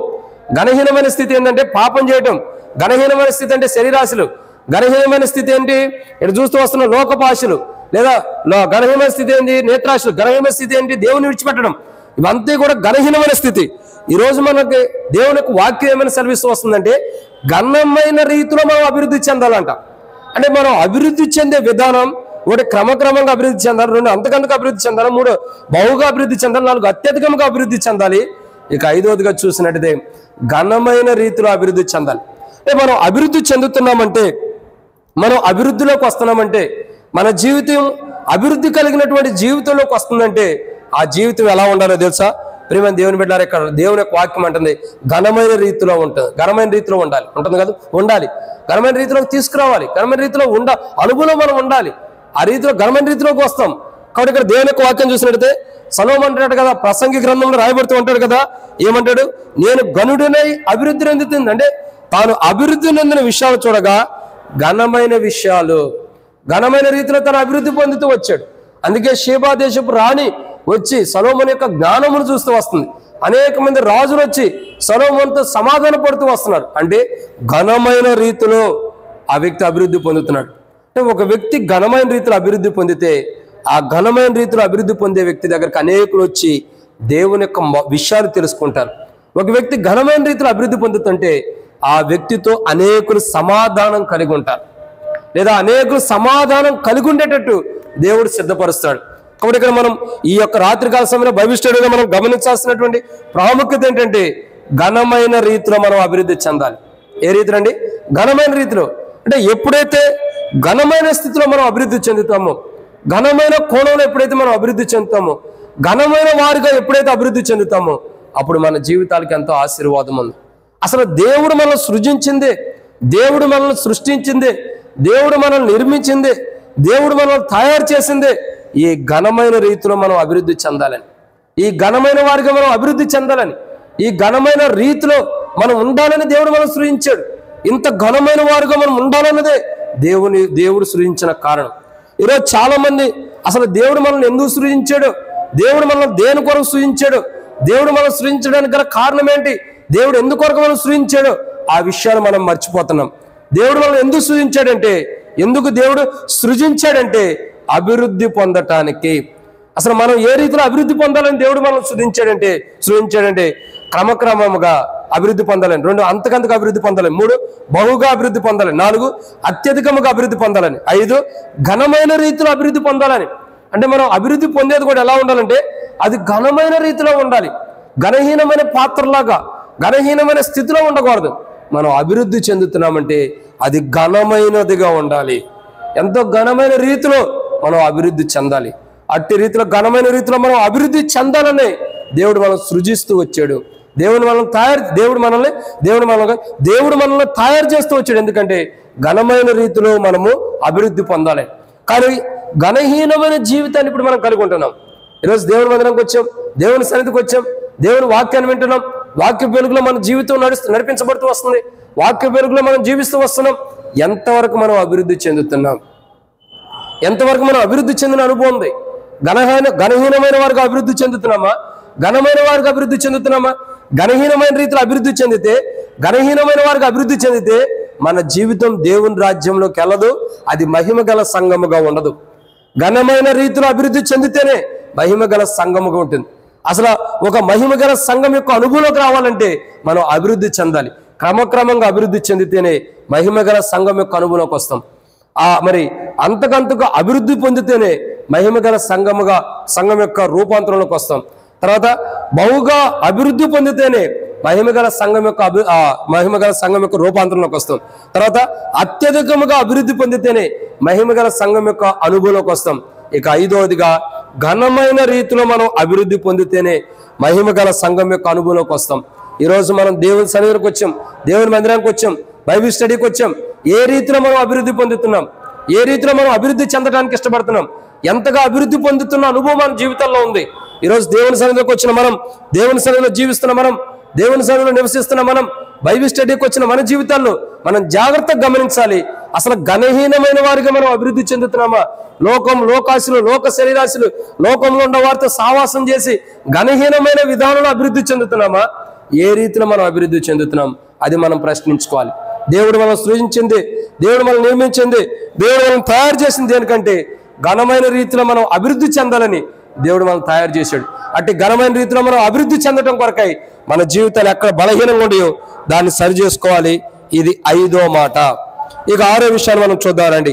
అపోస్తలుడైన పౌలు తెస్సలోనికీయులకు రాసిన మొదటి పత్రిక, అపోస్తలుడైన పౌలు తెస్సలోనికీయులకు రాసిన మొదటి పత్రిక 4వ అధ్యాయం 10వ వచనం. అపోస్తలుడైన పౌలు తెస్సలోనికీయులకు రాసినటువంటి మొదటి పత్రిక 4వ అధ్యాయము 10వ వచనంలో ఇక్కడ ఒక మాట రాయబడుతూ వచ్చింది. చూడండి, మొదటి తెస్సలోనికీయులకు రాసిన పత్రిక 4వ అధ్యాయం 10వ వచనం. ఇక్కడ రాయబడినటువంటి మరొక మాటను చూద్దాం. నేను చదువుతా, చూడండి. అపోస్తలుడైన పౌలు తెస్సలోనికీయులకు రాసిన మొదటి పత్రిక 4వ అధ్యాయం 10వ వచనం. 10 నుండి 12 వచనం కలిసి ఉండే నేను చదువుతున్నా. అలాగుననే మాసిదోనియా అన్నంతటా ఉన్న సహోదరులందరినీ మీరు ప్రేమించుచున్నారు. సహోదరులారా, మీరు ప్రేమయందు మరి ఎక్కువగా అభివృద్ధి నొందుచుండవలెననియు సంఘములకు వెలుపట వారి ఎడల మర్యాదగా నడుచుకొనుచు మీకేమీ కొదువ లేకున్నట్లు మేము మీకు ఆజ్ఞాపించిన ప్రకారం మీరు పరుల జోలికి పోక మీ సొంత కార్యము జరుపుకొనుట ఎందును మీ చేతులతో పనిచేయటం ఎందును ఆశ కలిగి ఉండవాలని మిమ్మల్ని హెచ్చరించుచున్నాను. అప్పుడు అపోస్తలుడైన పౌలు తెస్సలోనికీయులకు రాస్తూ అంటాడు కదా, ఇక్కడ పౌలు యొక్క జీవితంలో తెస్సలోనికీయులకు రాస్తూ మొదటి పత్రికలు అంటాడు, ఏ రీతిలో అభివృద్ధి పొందాలి అని అంటే ఇక్కడ రాయబడినటువంటి 6వ మాట, మరి ఎక్కువగా అభివృద్ధి పొందాలంట. ఏ రీతిలో? మరి ఎక్కువగా అభివృద్ధి పొందాలి. మరి ఎక్కువగా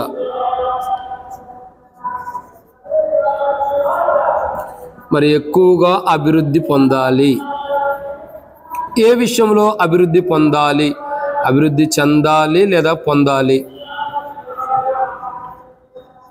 కాబట్టి ఇక్కడ రాయబడినటువంటి 6వ మాటను మనం చూస్తూ వస్తున్నాం. మానవుడు ఏ రీతిలో అభివృద్ధి పొందాలంటే మరి ఎక్కువగా అభివృద్ధి పొందాలి. ఏ విషయంలో ఎక్కువగా అభివృద్ధి పొందాలి అనంటే ఇక్కడే పౌలు చెబుతూ వస్తాడు, ప్రేమయందు. ఏ రీతిలో అండి? ప్రేమయందు. అంటే ఒక వ్యక్తి ఏ రీతిలో అభివృద్ధి పొందాలంటే ప్రేమయందు ఎక్కువగా అభివృద్ధి పొందాలి. అంటే ప్రేమించే విషయంలో కానీ, ప్రేమ చూపించే విషయంలో కానీ, ప్రేమ కలిగి ఉండే విషయంలో కానీ ఎక్కువగా అభివృద్ధి చెందాలి. ఈరోజు మానవుడి యొక్క జీవితంలో అసలు మరి ఎక్కువ అభివృద్ధి అన్నది మానవుడి జీవితంలో లేదు. మానవుడి యొక్క జీవితాన్ని మనం పరీక్షించి చూడగా, మానవుడి యొక్క జీవితాన్ని మనం చూడగా మరి ఎక్కువగా అభివృద్ధి పొందుతున్నటువంటి అనుభవం మానవుడి జీవితంలో లేదు. మానవుడు ఏ కాడికే కూడా ఎక్కువగా అభివృద్ధి చెందలేనటువంటి జీవితాన్ని కలిగి ఉంటున్నాడు. అసలు ఎవరు అభివృద్ధి చెందుతున్నారండి?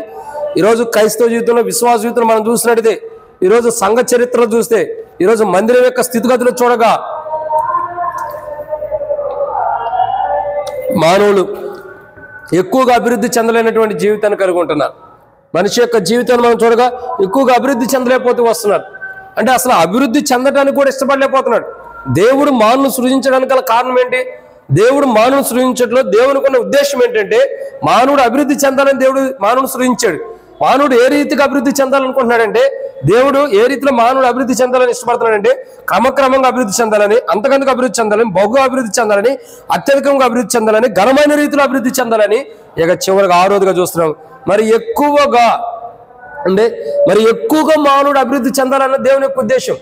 మానవుడు ఎలా అభివృద్ధి చెందాలంటే ఎక్కువగా అభివృద్ధి చెందాలి. మరి ఎక్కువగా అంటే ఇప్పుడు పొందిన అభివృద్ధి కాదు, ఇప్పుడు పొందినటువంటి అభివృద్ధి కంటే మరి ఎక్కువగా, అంటే ఏదైతే మన జీవితాల్లో ఉందో, ఎంతవరకు అయితే మనం అభివృద్ధి చెందుతున్నామో దానికంటే ఎక్కువగా మనం అభివృద్ధి చెందాలి. అంటే మనం అనుకుంటున్నాం కదా, నేను చేసే ప్రార్థన చాలు, నేను చేసే ఆరాధన చాలు, నేను చేసే ప్రార్థన జీవితం చాలు, ఇదే ఎక్కువైపోయిందని మనం అనుకుంటాం. కానీ బైబిల్ అంటుంది కదా, మనం అభివృద్ధి చెందే విషయంలో ఎక్కువగా అభివృద్ధి చెందాలి. ఏ రోజు కూడా ఈరోజు బాగా బైబిల్ చదివాను, ఈరోజు బాగా ప్రార్థన చేశాను, ఈరోజు బాగా దేవుని ఆరాధించాను, ఈరోజు బాగా దేవుని స్తుతించాను, ఈరోజు బాగా ప్రార్థన చేశాను, ఈరోజు బాగా దేవుని మందిరంలో పనిచేశాను, ఈరోజు బాగా దేవుణ్ణి గడిపాను, ఇవన్నీ చెప్పొద్దు. ఇవన్నీ ఎక్కడ చేస్తున్నాం? చేయాల్సిన దానికంటే తక్కువ చేస్తున్నాం.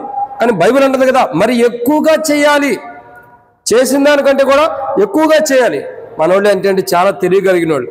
ఏం చెబుతారు తెలుసా? తెలియగలిగిన వాళ్ళు అందరూ కూడా ఎంత జ్ఞానవంతులంటే, బ్రదర్ మోకాళ్ళ నొప్పులు వస్తున్నాయి, నడువు నొప్పి వచ్చింది, వయసు అయిపోయింది, ఇంక మేమేం చేయగలమంటాం. కానీ ఇక్కడ బైబిల్ చెబుతున్న మాట చూడండి, హిజ్కియా మరణకరమైన రోగంలో మంచంలో ఉండా తాను చేయగలిగినంత వరకు తాను చేసుకున్నాడు. తాను ఎంత చేయగలిగాడో అంత ప్రార్థన చేశాడు. కాబట్టి అక్కడ జీవితం ఏం జరుగుతూ వచ్చింది? ఆశీర్వాదం ఇవ్వబడుతూ వచ్చింది. 15 సంవత్సరాలు దేవుడు దానికి ఆయుష్నిస్తూ వచ్చాడు. అందుకని మనం గమనించాల్సిన కోణం ఏంటంటే, ప్రేమ దేవుని బిడ్డలారా, ఆరోదిగా మరి ఎక్కువగా మనం అభివృద్ధి చెందాలి. మానవుడు సృజించట్లో దేవునికి ఉన్న ఉద్దేశం ఇదే. అసలు మానవుని దేవుడు ఎందుకు సృజించాడంటే మరి ఎక్కువగా మానవుడు అభివృద్ధి చెందాలని, తక్కువ స్థితిలో అభివృద్ధి చెందాలని కాదు, తక్కువ వారిగా అభివృద్ధి చెందాలని కాదు, తక్కువ స్థితిలో అభివృద్ధి చెందాలని కాదు, తక్కువ వారిగా అభివృద్ధి చెందాలని కాదు. దేవుడు నిన్ను నన్ను సృజించడానికి గల కారణం ఏంటంటే మరి ఎక్కువగా మనం అభివృద్ధి చెందాలని, ఎంతో ఎక్కువైన వారిగా అభివృద్ధి చెందాలని, ఎంతో గొప్పగా మనం అభివృద్ధి చెందాలని, ఎంతో ఎక్కువగా మనం అభివృద్ధి చెందేవారు ఉండాలని. ఆ మందిరంలో ఎంతమంది ఉంటారో వాళ్ళందరికంటే, సంఘంలో ఎంతమంది ఉంటారో వాళ్ళందరికంటే, లోకంలో ఎంతమంది ఉంటారో వాళ్ళందరికంటే కూడా, అంటే లోకంలో అంటే లోకాశుల్లో కాదండి, దైవికమైన క్రమంలో, విశ్వాస జీవితంలో, ఆత్మానుసారంగా ప్రార్థన జీవితంలో, క్రైస్తవ జీవితంలో మరి ఎక్కువగా మనం అభివృద్ధి చెందాలన్నదే దేవుని యొక్క ఉద్దేశం. ఈరోజు మనం దేవుని సన్నిధికి వస్తున్నాం, దేవుని సన్నిధిలో నివసిస్తున్నాం, బైబిల్ స్టడీకి వచ్చాం. మనం ఎంతగా అభివృద్ధి చెందుతున్నాం, ఎంత అభివృద్ధిలోకి మనం వస్తున్నాం, ఎంతగా అభివృద్ధి చెందినటువంటి జీవితం మనలో ఉంటుంది. ఈరోజు మనం దేవుని సన్నిధికి వచ్చిన, మనం బైబిల్ స్టడీకి వచ్చిన మన జీవితాల్లో మనం ఎంతగా అభివృద్ధి పొందుతున్నాం అన్నది మన జీవితాన్ని మనం పరీక్షించుకోవాలి. ఎప్పుడైతే మన జీవితాన్ని మనం పరీక్షించుకుంటామో, ఎప్పుడైతే మన జీవితాన్ని మనం సరి చేసుకుంటూ వస్తామో, ఎప్పుడైతే మన జీవితాన్ని అసలు నేను ఎంతగా అభివృద్ధి పొందుతున్నాను, నేను మరీ ఎక్కువగా అభివృద్ధి పొందుతున్నాను, అసలు అభివృద్ధే లేదా, నా క్రైస్తవ జీవితం ఎలా ఉంది, నా విశ్వాస జీవితం ఎలా ఉంది, నా ప్రార్థన జీవితం ఎలా ఉంది, నేను మరి ఎక్కువగా అభివృద్ధి పొందుతున్నానా లేదన్నది మనల్ని మనం ప్రశ్నించుకున్నప్పుడు అర్థమైపోయింది. ఇప్పుడు మనల్ని మనం ప్రశ్నించుకున్నప్పుడు, మనల్ని మనం విమర్శించుకున్నప్పుడు, మనల్ని మనం ప్రశ్నించుకున్న రోజు మనం ఎంత అభివృద్ధి పొందుతున్నామన్నది, ఎంత అభివృద్ధిలోకి వస్తున్నామన్నది మనకు అర్థమైపోయింది.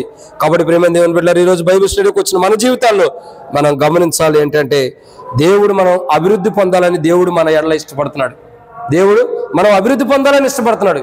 ఏ రీతిలో?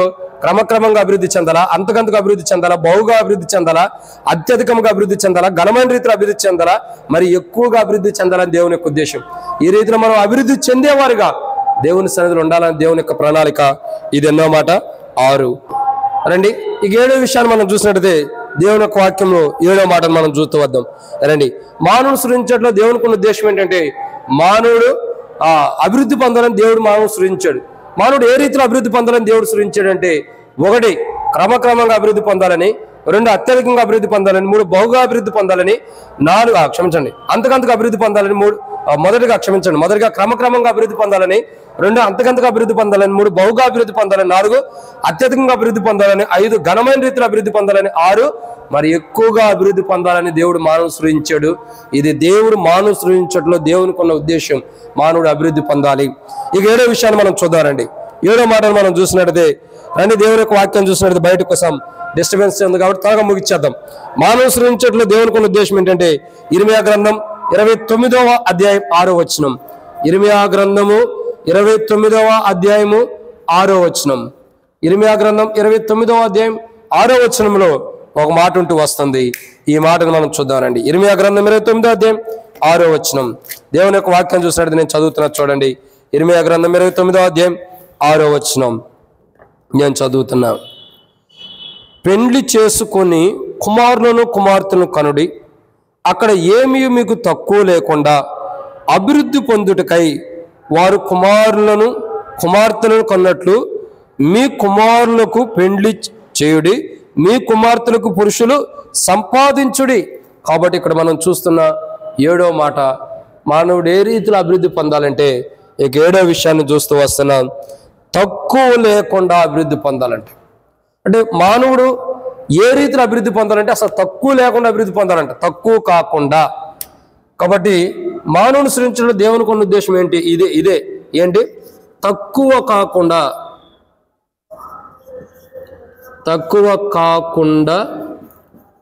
అభివృద్ధి పొందాలన్నది దేవుని యొక్క ఉద్దేశం. కాబట్టి ఇక్కడ దేవుని యొక్క ఉద్దేశాన్ని మనం చూసినట్లయితే సంపూర్ణంగా మానవుని సృష్టించడంలో దేవునికి ఉన్న ఉద్దేశం ఇదే. ఏంటంటే మానవుడు తక్కువ కాకుండా అభివృద్ధి చెందాలి.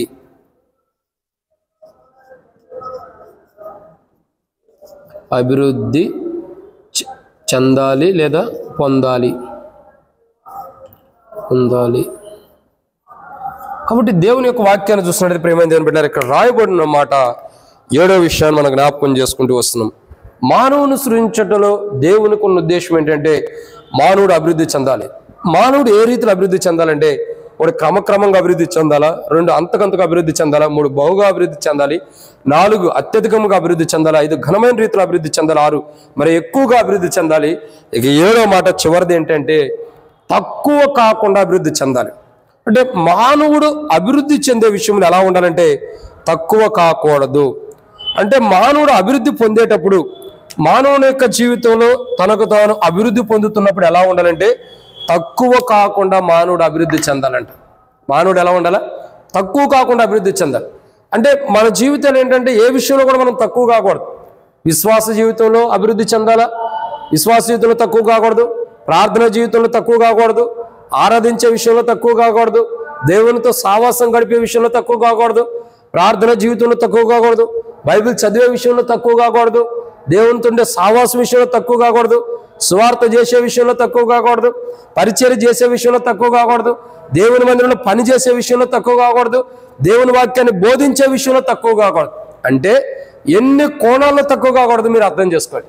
ఈరోజు మనం చూస్తూ వస్తున్నాం కదా, ఈ బైబిల్ స్టడీలో మనం గమనించాల్సింది, ఈ బైబిల్ స్టడీలో మనం నేర్చుకోవాల్సిన 7వ కోణం ఏంటంటే ఏ విషయంలో కూడా మనం తక్కువ కాకుండా అభివృద్ధి చెందాలి. అది దేవుని యొక్క నిత్యమైన ప్రణాళిక.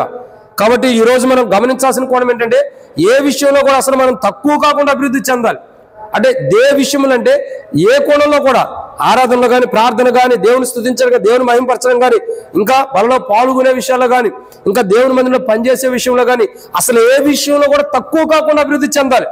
ఈరోజు మన జీవితాలు ఎలా ఉన్నాయి, ఈరోజు మన పరిస్థితులు ఎలా ఉన్నాయి మనం గమనించాలి. చాలా వరకు మన జీవితాలు ఏంటంటే అభివృద్ధి చెందలేనటువంటి జీవితాలు జీవిస్తున్నాం, అభివృద్ధి పొందలేనటువంటి అనుభవాలు మనలో ఉన్నాయి. ఈరోజు బైబిల్ సెలవిస్తూ వస్తాం కదా, ఏ విషయంలో కూడా తక్కువ కాకుండా మనం ఏం చేయాలా? అభివృద్ధి చెందాలి. ఏ విషయములో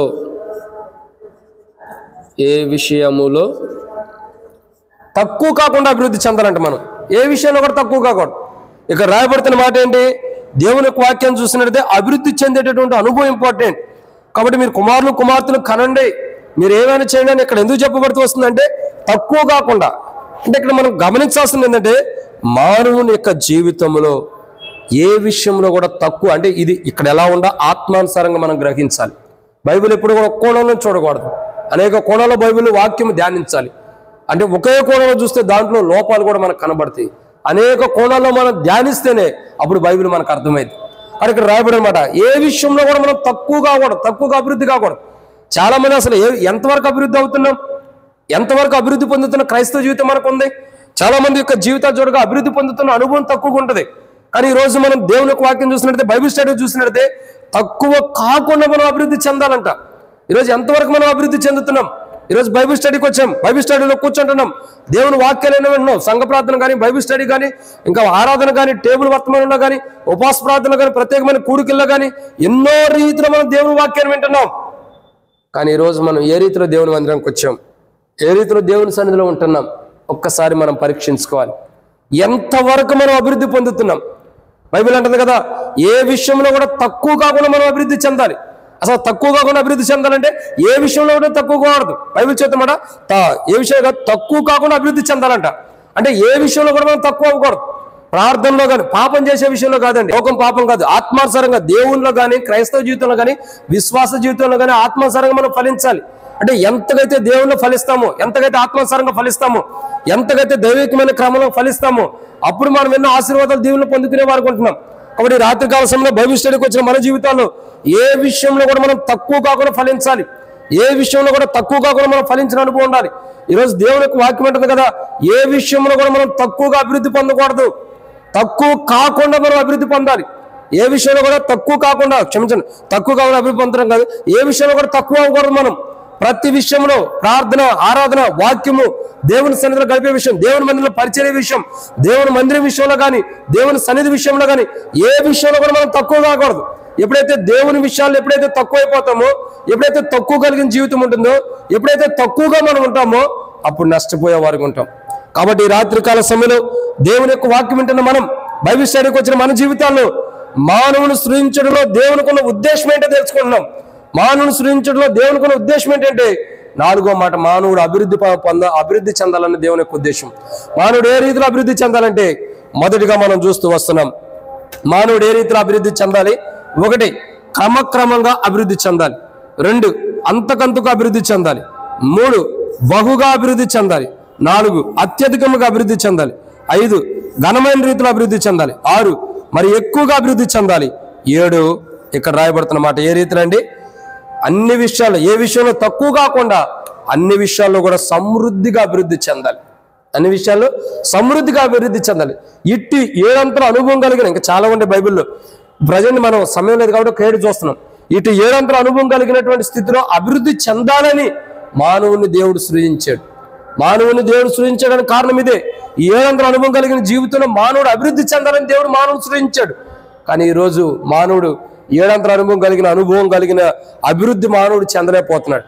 కాబట్టి మహిమగల సంఘం గుండే ధన్యతను కోల్పోతున్నాడు. కాబట్టి మహిమగల సంఘముగా చేయబడిన అనుభవాన్ని కోల్పోయిన అనుభవంలోకి వచ్చేస్తున్నాడు మానవుడు. ఈరోజు నీవు నేను కూడా మహిమగల సంఘముగా ఉండాలి.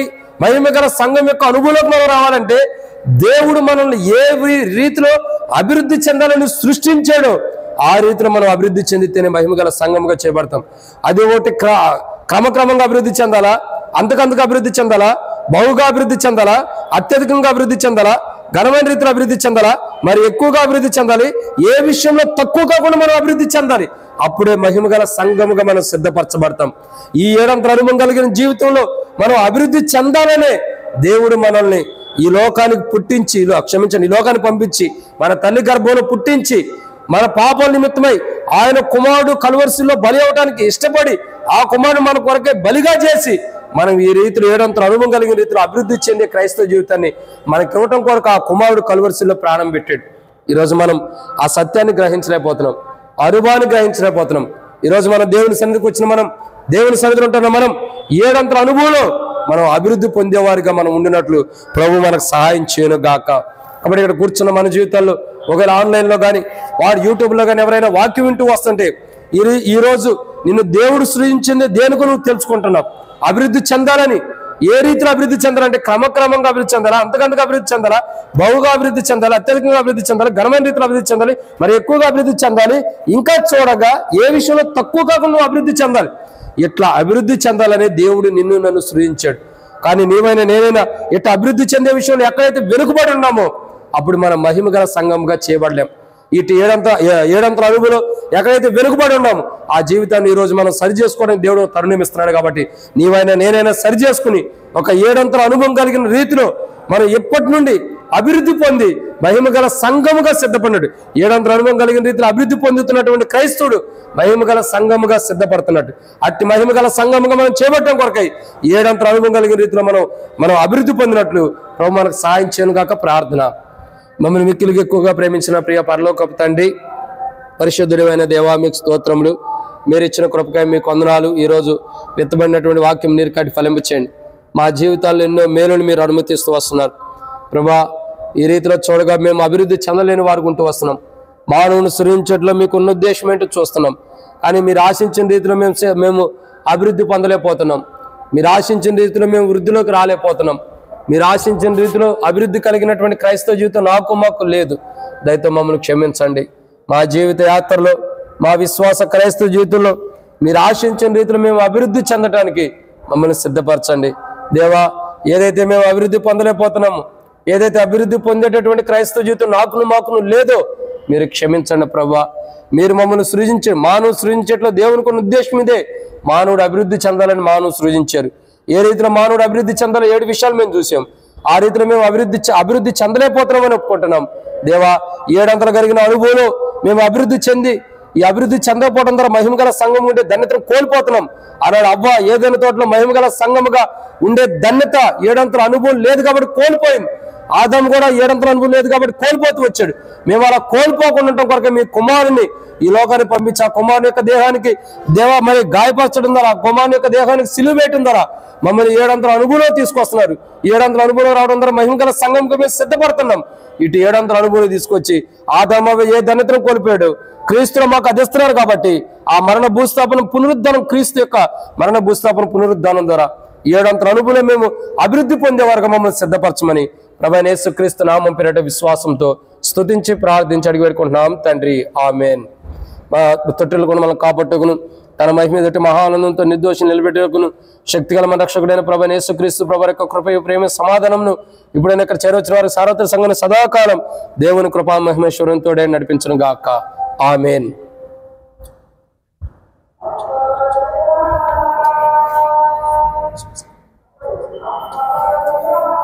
అందరికీ వందనములు. Praise the lord.